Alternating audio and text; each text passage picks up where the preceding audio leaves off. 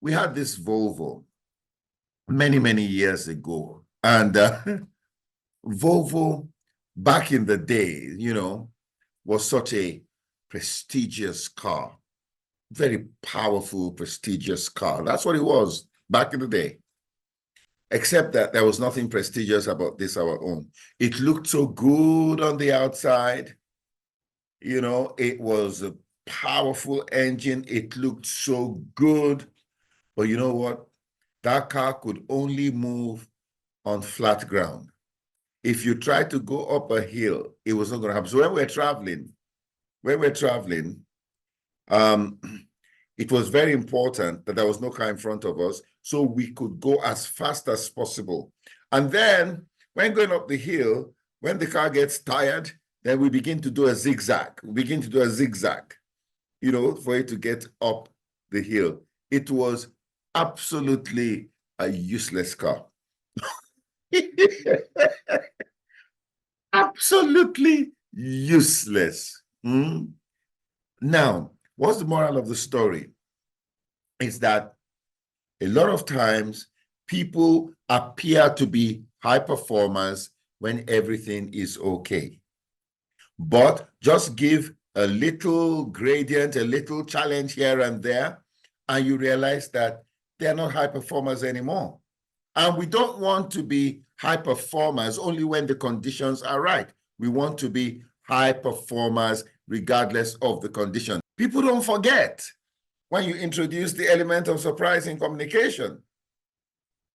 When you are talking, and the minute you say, let me tell you a story, you know what happens to everybody? Their attention, full alert. Did you get that? Full alert. Now, that is one of the surprise elements that you can introduce when you're given a presentation, or well, because you see, people's attention span, you have to understand that people's attention span could be really short, and it's even getting shorter and shorter.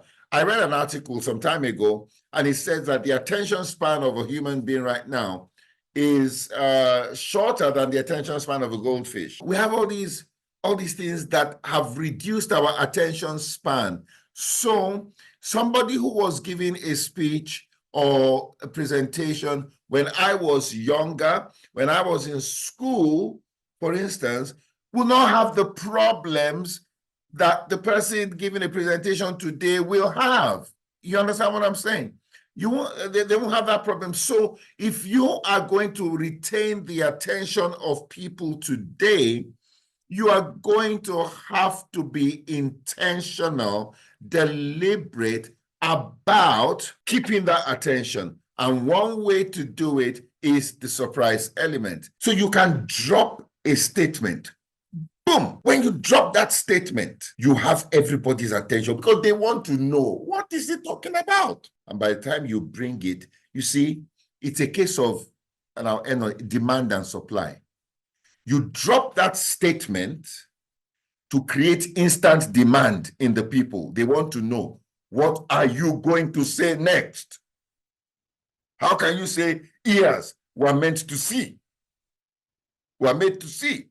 What is he going to say next? You've created the demand. Then you drop the powerful thing you want to drop. You supply it, they will take it in.